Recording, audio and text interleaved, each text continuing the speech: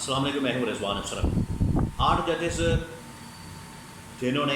मखसूस नशस्तों के मामले पर फैसला दिया था इमरान खान और PTI के हक़ में, उनके मतलब आज भी प्रोपेगेंडा किया जा रहा है, उनके मतलब आज भी खबरें फैलाई जा रही हैं, उनके मतलब आज भी कैंपेन हो रही है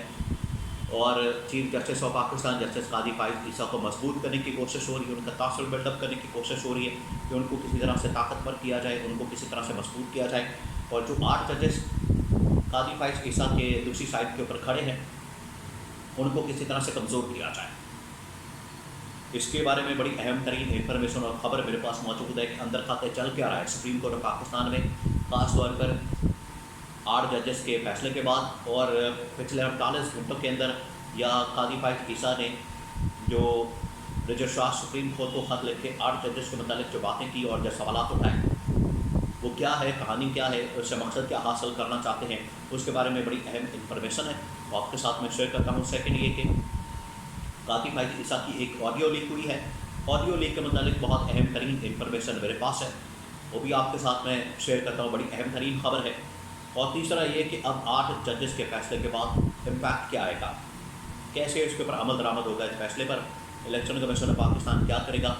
और जो इस्तीफ़ों की खबरें चलवाई गई 8 जजेस के इस्तीफ़ों की, उसके अंदर क्या हकीकत है, इसके बारे में कि 2-3 अहम खबरें हैं सुप्रीम कोर्ट के अंदर से, सुप्रीम कोर्ट के महाज से, मैदान से, वो आपके साथ में शेयर करता हूँ। लेकिन सबसे पहले तो आपको पता है कि 8 जजेस ने जिस तरीके से फैसला दिया मखसूस नशस्तों के मामले पर इमरान खान और PTI के हक़ में, अब वो फैसला, उसकी डिटेल जजमेंट आ चुकी है, वो कल ही जारी कर दी गई, डिटेल जजमेंट निकाल दी गई और डिटेल जजमेंट के अंदर वाज़ेह तौर पर बता दिया गया है कि PTI एक सियासी जमात थी, PTI एक सियासी जमात है। और जो इलेक्शन कमीशन ऑफ पाकिस्तान ने जिस फैसले की आड़ में एक सियासी जमात को, PTI को इलेक्शन से बिल्कुल बाहर निकाल दिया, वो बिल्कुल बेबुनियाद और बिला जवाज़ और ख़ुद से अपनी एक तशरीह घड़ के ये काम किया गया या ये वारदात डाली गई। इसके अंदर एक तो ये कि आपको ये साफ नज़र आता है कि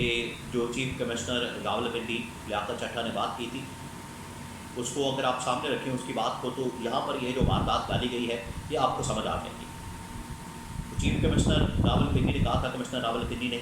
कि जो धांधली की गई है, जो मुल्क के अंदर इलेक्शन को रिग किया गया है, इलेक्शन के अंदर मैनेजमेंट और मैनिपुलेशन की गई है, उसके पीछे 2 शख्सियात हैं, एक है चीफ जस्टिस और दूसरा है चीफ इलेक्शन कमिश्नर। तो आप देखें कि इलेक्शन से पहले, और ये जो बयान है, ये जो बात है, ये कमिश्नर रावलपिंडी लियाकत चड्ढा ने ठीक इलेक्शन से 3 दिन बाद कही और आज तक उस कमिश्नर का बिल्कुल भी पता नहीं, किसी को अता पता भी मालूम नहीं। अब जब चीफ जस्टिस ऑफ पाकिस्तान काजी फाइज ईसा की जानिब से फैसला दिया गया, मलिक के निशान से महरूम किया गया, ठीक उसके अगले दिन 2 दिन बाद जो है तमाम के तमाम PTI के उम्मीदवारों को आज़ाद डिक्लेयर कर दिया गया ताकि PTI के वोटों को तोड़ा जाए, PTI के वोट को कम किया जाए, PTI के उम्मीदवारों को कम किया जाए और बाद में अपनी मर्ज़ी के मुताबिक इनको मुख्तलिफ सियासी जमातों के अंदर शामिल करके एक मर्जी हित की हुकूमत बना ली जाए। ये था असल मकसद और मिशन।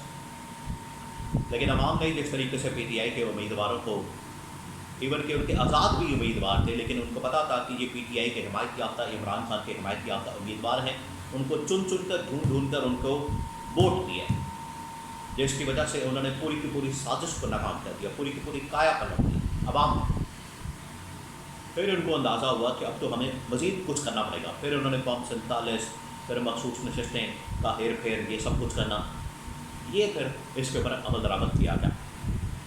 तो 8 जजेस ने अब डिटेल जजमेंट दे दी है, जिसके बाद ये क्लियर हो गया है कि फैसले के ऊपर अमल दरामद लाजमी है। अब इलेक्शन कमीशन ऑफ पाकिस्तान बहाने मारेगा, कहेगा कि हमारे पास इलेक्शन एक्ट आ गया है, हमने उसके मुताबिक फैसला करना है, माजी से इतलात करना है क्योंकि पार्लियामेंट ने कहा है, फिर ये कहेंगे हमारी रिव्यू पटिशन आपके पास पड़ी है, उसका फैसला हो जाए, फिर हम अमल दरामद करेंगे। और तीसरा ये कहेंगे कि जो इंटर पार्टी इलेक्शन है PTI के वो नहीं हुए, इस वजह से इसके ऊपर अमल दरामद नहीं हो सकता। इस सारी कहानी के अंदर, साजिश के अंदर 8 जजेस के ऊपर प्रेशर और उनके खिलाफ कैंपेन भी चलाई जा रही है और उनके इस्तीफ़ों की बातें, उनके इस्तीफ़ों की खबरें, उनके इस्तीफ़ों के मतलब खबरें चलवाई जा रही हैं ताकि उनके ऊपर प्रेशर डलवाया जाए। अब उनके इस्तीफ़ों की خبروں سے یا ان کے استعفوں سے کس کو فائدہ ہوگا؟ اس کا تو فائدہ ہوگا قاضی فائز عیسیٰ اور ان کے پورے گروپ کو، ان کے پورے دھڑے کو. کیونکہ اگر یہ 8-10 ججز جو کہ آئین کے مطابق، قانون کے مطابق، میرٹ کے مطابق فیصلے دے رہے ہیں، آئین اور قانون کی بالادستی کو یقینی بنا رہے ہیں، اور کسی بھی سازش کا حصہ نہیں بن رہے، ایکسٹینشن نہیں لے رہے، لالچ میں نہیں آ رہے، ان کے متعلق یہ کیمپین چلائی جا رہی ہے تاکہ ان کو کسی طرح سے سپریم کورٹ سے نکالا جائے. اس سے پہلے بھی آپ کو پتہ ہے کہ 2-3 ججز کو نکالا گیا تھا، جسٹس مظاہر نقوی کو اور جسٹس اعجاز الحسن کو. وہ بھی اسی طرح سے سازش کر کے ان کو نکالا گیا تاکہ پی ٹی آئی کے اندر قاضی فائز عیسیٰ کا جو دھڑا ہے اس کو مضبوط کیا جائے اور مخالف دھڑے کو، قاضی فائز عیسیٰ کے مخالف دھڑے کو کمزور کیا جائے. وہ دوبارہ سے خبریں چلوائی جا رہی، دوبارہ سے یہ اس کے اوپر بحث ہو رہی ہے، اس کے اوپر ولاگس آ رہے ہیں، اس کے اوپر انفارمیشن شیئر کی جا رہی ہے کہ وہ 8 ججز استعفیٰ دے سکتے ہیں. کیوں؟ اس کے پیچھے کیا لاجک ہے؟ اس کے پیچھے لاجک یہ ہے کہ قاضی فائز عیسیٰ نے ان 8 ججز کو چیلنج کیا. 8 ججز نے کس طرح سے، جو چند دن پہلے وضاحتی بیان سامنے آیا تھا تقریباً 15 ستمبر کو، جن دنوں میں یہ آئین کی ترمیم کے لیے سازش کر رہے تھے، آئینی ترمیم کرنا چاہ رہے تھے، لیکن اس فیصلے نے آ کے رکاوٹ پیدا کر دی اور اس فیصلے کی وجہ سے آئینی ترمیم پاس نہیں کروا سکے. تو قاضی فائز عیسیٰ نے ان 8 ججز کے اوپر سوالات اٹھائے کہ 8 ججز نے کس طریقے سے یہ وضاحتی بیان جاری کر دیا، وضاحتی بیان کہ جب ان کے پاس کوئی پٹیشن نہیں، ان کے پاس کوئی اپلیکیشن نہیں، ان کے پاس کوئی درخواست نہیں، کوئی خواص لسٹ نہیں، کسی نے رجوع نہیں کیا، پی ٹی آئی نے رجوع نہیں کیا، الیکشن کمیشن پاکستان نہیں آیا، ان کے پاس کوئی بھی نہیں آیا، کوئی ادارے کی جانب سے رجوع نہیں کیا گیا، تو انہوں نے کس طریقے سے یہ وضاحتی بیان جاری کیا. تو سوالات اٹھائے گئے 4-5 8-10 کے قریب. کاز لسٹ نہیں ہے، یہ کیسے کر سکتے ہیں، یہ کیسے ہو گیا، اور انہوں نے کہاں ملاقات کی، کہاں اپلیکیشن انٹرٹین کی، کمیٹی کے اندر کہاں ڈسکس کیا. یہ تمام چیزیں انہوں نے سوالات کی شکل میں سامنے رکھی قاضی فائز عیسیٰ نے، اور یہ ایک ٹیکٹک کے طور پر استعمال کیا گیا کہ قاضی فائز عیسیٰ سوالات اٹھائیں گے، قاضی فائز عیسیٰ ان کے اوپر پریشر بلڈ اپ کریں گے، قاضی فائز عیسیٰ ان کے بارے میں بات کریں گے، تو آٹومیٹکلی ان 8 ججز کے اوپر پریشر آئے گا، ایک ایک کر کے ٹھک ٹھک ٹھک وہ استعفے دینا شروع کر دیں گے، اور پھر اس کے بعد گلیاں ہو جائیں سندیاں کے مرزائی آ کر قاضی فائز عیسیٰ کا گروپ جو ہے وہ تکڑا ہو جائے گا اور پھر اپنی مرضی کے مطابق حکومت فیصلے کروانا شروع کر دے گی. یہ تھی اصل سازش، اور سازش جو ہے مسلسل ہو رہی ہے. وہ نہ صرف پارلیمنٹ کے تھرو حکومت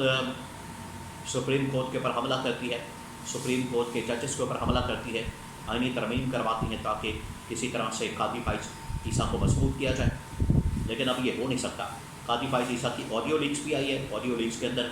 جس طریقے سے انداز میں، لہجے میں بات کر رہے ہیں، اس سے پورا کا پورا پول کھل جاتا ہے کہ قاضی فائز عیسیٰ ایک آمریت اور ڈکٹیٹرشپ پر یقین رکھتے ہوئے اس ذہنیت کے ساتھ کام کرتے ہیں، کیونکہ اس آڈیو لیکس کے اندر واضح ہو چکا